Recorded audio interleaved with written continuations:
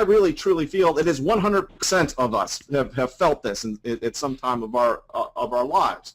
And people that this happens to, okay, they know that just because they're listening, they want to believe you, right?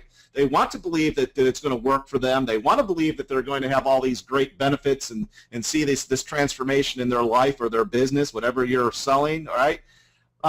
But they've been ripped off before. So they realize that their money is at risk. And they are afraid that they're not going to get that promised value. So essentially what you've got to do here is you've got to reverse that risk or mitigate it in some way so that your prospects feel better about buying, because they know that they can recoup their money in the event the purchase does not work out as planned. So how does this usually take place? Well, what I'm really saying here is that you need to communicate and offer a guarantee in everything that you're doing, okay? And not only that, but honor the guarantee in the event that there is a request for a refund, okay? The simple fact of just putting in a 30-day money-back guarantee will increase sales. It will increase sales. Now that's a pretty simple money-back, or that's a pretty simple risk reversal technique, just having a simple money-back guarantee. You can do creative things with it as well. Like, for example, you could have a double money-back guarantee, okay? And you're saying, well, Daniel, that's outrageous. Why would I do that? Well, first off, you're going to get more people to buy, and second off, you can absolutely structure your offer, or excuse me, your guarantee in such a way as in order to get the double money back, you have got to show me this, that you've, number one, gone through, and used what you have purchased from me, and you've used it in this way for so many months. In other words, you could build in criteria that they have to prove in order to get the double money back. All right. So again, actually the more outrageous your guarantees can be sometimes, the better that could turbocharge your sales, okay, which is again where we want to go with this. All right, so that's strategy number 4. Let's move on to strategy number 5, and I call this strategy real scarcity. Real scarcity. This strategy derives from our ancestral hunter-gatherer days. Essentially, it plugs into today's real-world perception, which, by the way, I don't adhere to. Okay, I don't perceive the world in this way, but most of the rest of the world does. That this is a world of limited resources, and if I can't get it, I lose it forever. Right? In other words, there's only one steak in the refrigerator, and there's only one of us going to eat it. And the thing is that most of the world looks at resources that way. And what I'm saying is that your products, your services are resources in their mind. Okay? So because most of your prospects will absolutely want to buy that resource before it disappears, if there is a chance that it will disappear, right? And that's what I'm talking about when I say real scarcity. Now, the reason why this works so well is that for most of us, we need a reason to buy now. We need some sort of reason to buy right this second. And without a reason to buy now, many prospects who have every intention of buying eventually never do, okay? Because life happens and they never come back to it. So you must give them a reason to buy right this second. Because after all, let me just ask you, when do you want to get paid? When? You go to your questions box and type in, when do you want to get paid? When you sell something, when do you want to make that sale?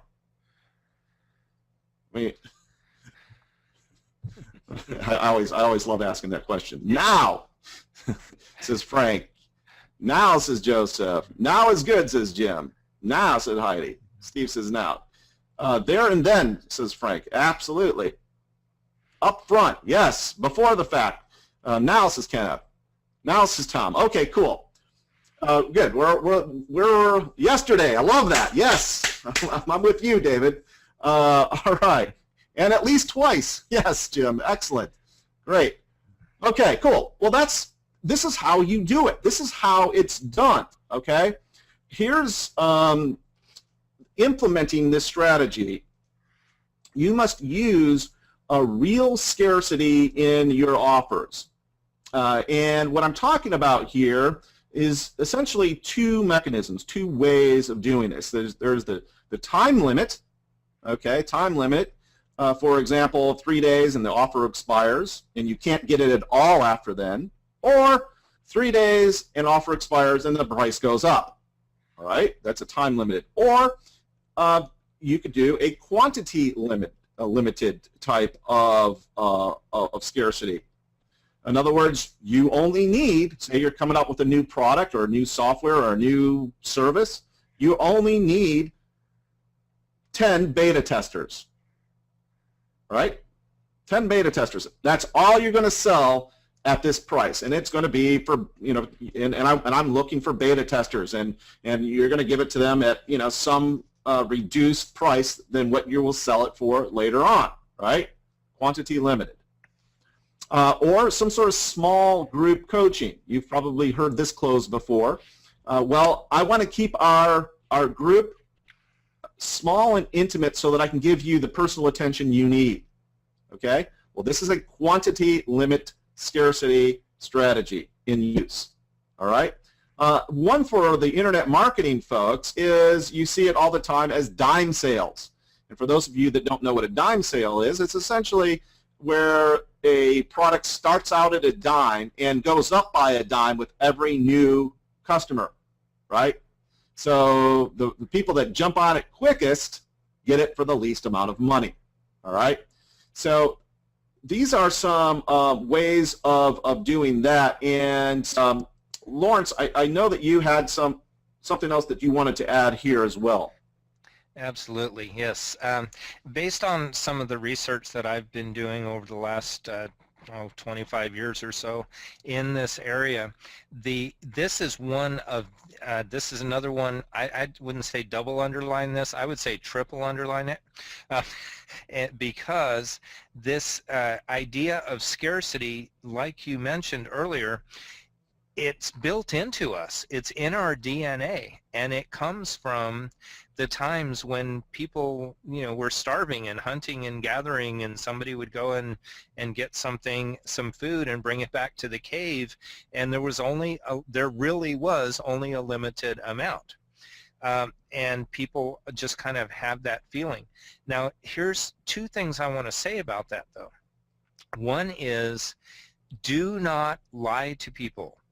Do not tell people that you only have 50 units of this product, and then you sell out 50, and then you go in the back of the room and then you go get 50 more, okay? Because people will figure that out. And whether you're doing that in a real store, you know, brick and mortar store, or whether you're doing it online, you always want to be ethical and do not lie to people ever, anyway. So especially in a case like this with the scarcity. Another thing that I'd like to add, though, is psychological research has shown that there is another component to this scarcity and urgency, and this is called exclusivity. And when you kind of alluded to it with the small group coaching, with the personal attention, and there's a certain percentage of your prospects, of your clientele, who are going to want to feel exclusive. They're going to want to feel special. And they are special. Every person is a unique and special human being, right? And we all want to feel special and feel like we're getting something that other people aren't. We're getting a little special attention. We're getting something a little extra. And so that idea of exclusivity is something that you can add to this along with the scarcity and the time urgency. Cool. All right. Thank you for adding that. And that brings us to our next strategy. Actually, I wanted to show folks this. This is again, in keeping with what I'm saying, was saying about the time, and this is one of the things that I do. And you've probably, if you've been with me any period of time, this is what you see me do or have seen me do almost with almost every promotion. Is I put a timer on my sales pages. Particularly if it's a replay or something like that.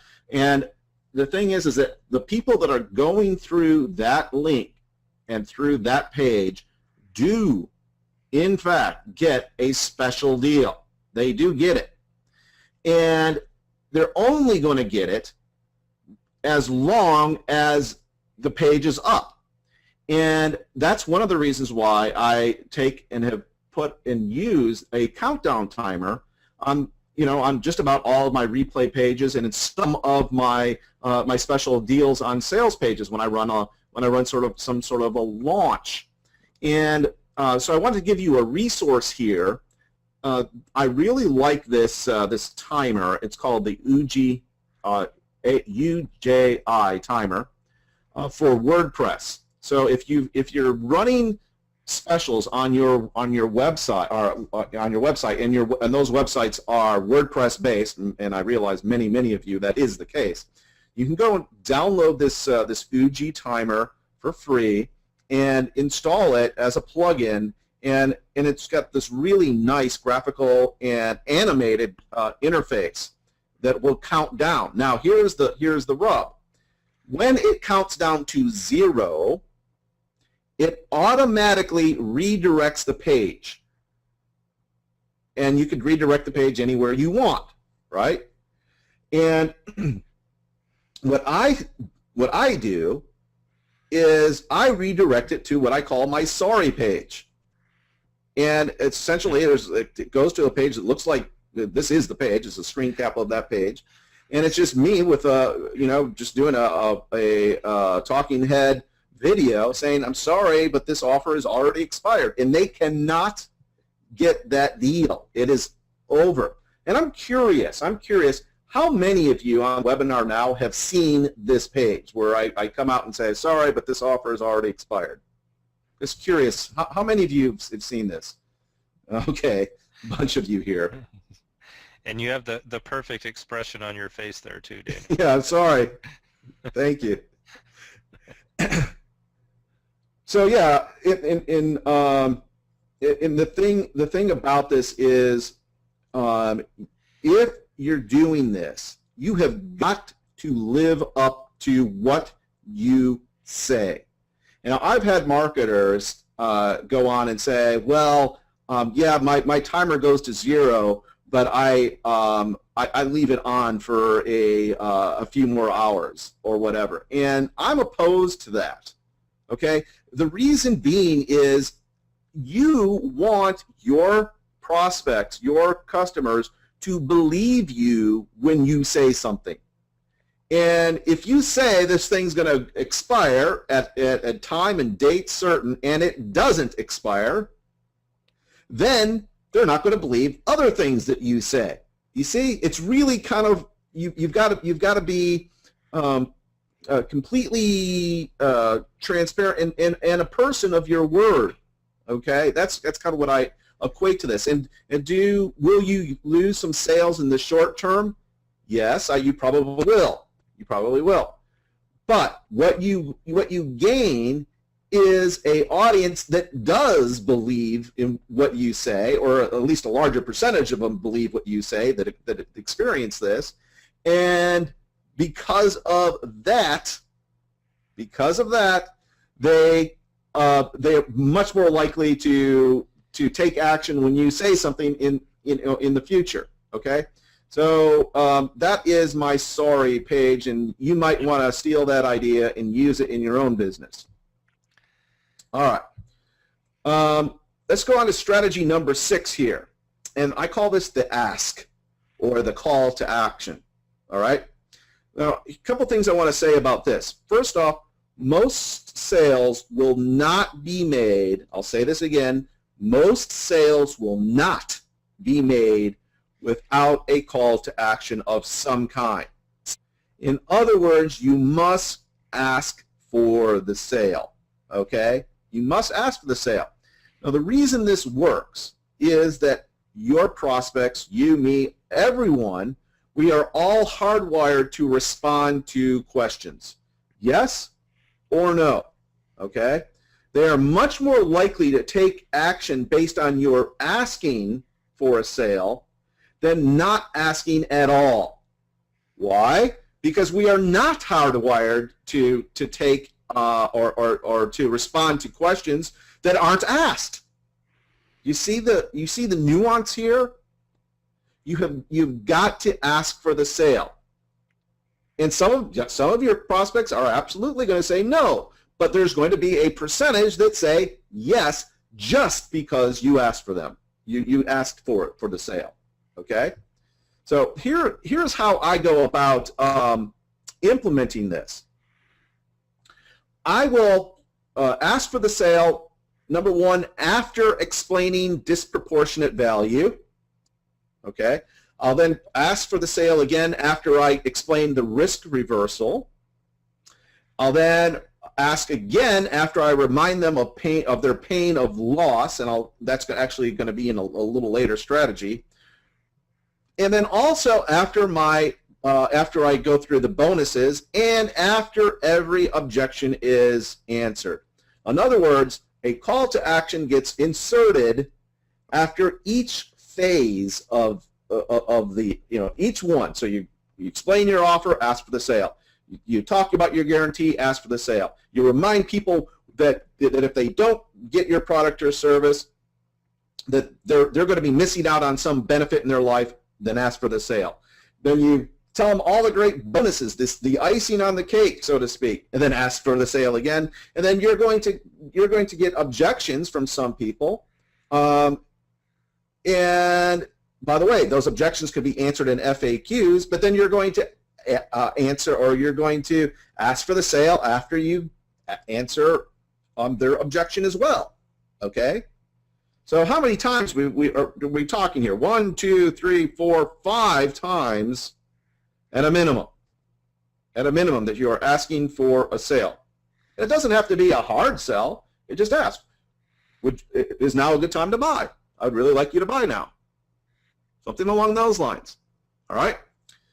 All right, so that's strategy 6. Let's move on to strategy 7 here. And this is a reminder of pain and loss. Now, I'm sorry to say this. I don't like this fact, but it happens to be the truth.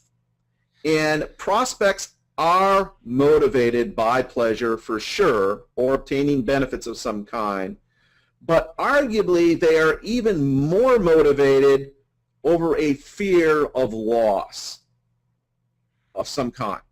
All right? And the reason why this works is prospects want to avoid pain. If they are convinced that they will avoid pain or at least diminish it somehow, they will act according to that.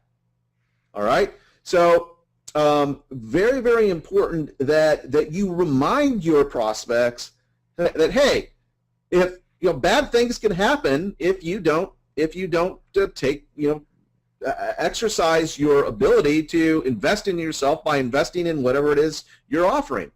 Okay, so again, do that, and you will see more sales as well. And Lawrence, I know you had something interesting here that I really wanted you to add to the mix.